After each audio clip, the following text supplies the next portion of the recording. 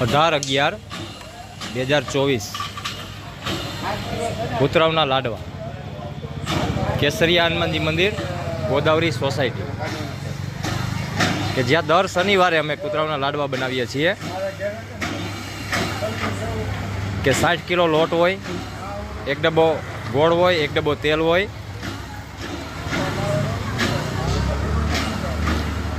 કે અમારું આ મંડળ છે શ્રીનાથજી ધૂન મંડળ લાડવા ગ્રુપ સુરત, રાધે રાધે, કે જે અમારી યુટ્યુબ ચેનલની અંદર અમે વિડીયા મૂકીએ છીએ.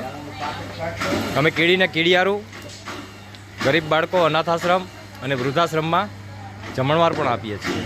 અમારા ધૂન મંડળમાંથી જે કંઈ પણ